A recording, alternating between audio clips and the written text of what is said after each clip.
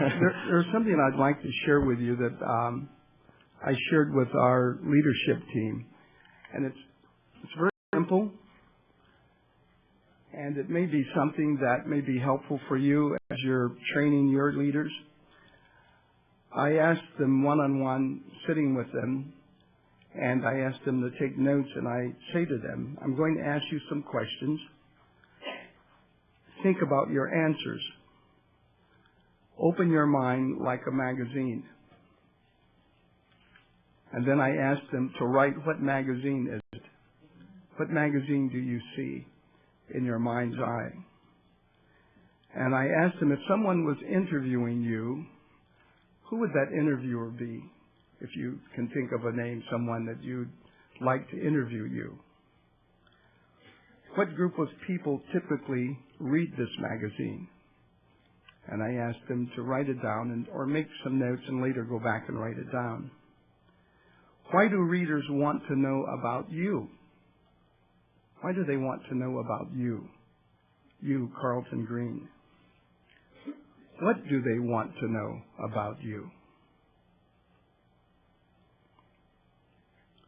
The interviewer has written a description of you, your style, your personality. What would the interviewer write? How does the interviewer describe you? Mentally, emotionally. The author writes about the way you spend a typical day. What would be said in that article? The author writes a good deal about your best know-hows and achievements. What is it? And there's a motivational paragraph or two about the hard times in your life and how you work through them. What does it say? And I asked them to write that. And you would be absolutely amazed, and I asked them if I may have a copy of it. And when I go back, I say, and I'm sitting counseling with my managers and my supervisors, I'd say, you said in that article you'd like to be known as a good leader.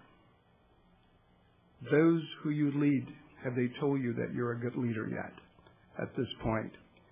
And I want to tell you, over the months, those who have written those have come back and they said, wow, Carlton, you know what my team did the other day? They brought me this little gift, and they said, you're the best leader we ever had. Please don't leave. Don't ever leave us. And they all started to grow. The first time I read an article about myself, I was absolutely shocked. I mean, I was just shocked. This one was Profiles in Success. It was a little article. Magazine called and said, we heard of this great stuff that you're doing with people. And they called it, we want to feature Profiles in Success. They had an artist come out and sketch me. I was really blown away about that. Then I read that. I said, is that me? Oh, wow. You mean I'm really like that? You know, my staff said all of these wonderful things about me. I was shocked. And then I saw they gave them a roadmap of leadership. It started them really thinking about it. And it's just a very simple, I let them do it on work time. I didn't say, well, go home, you can do it. You can take a extra break and go and sit and write this down. It's only a roadmap. Our culture changed dramatically, and it's still going. I mean, I'm just so proud of them because we put the right people in the right place, and they're still just knocking it out right now, and I'm just really thankful. But I want to say goodbye to all of you and to tell you how much I've appreciate you and I've learned from you. I love you. Love doesn't need an object. You don't have to have an object to love. I just love you because you're beautiful human beings. I want you to feel free to call me or email me or anything you want to bounce off me. I'll always be there for you.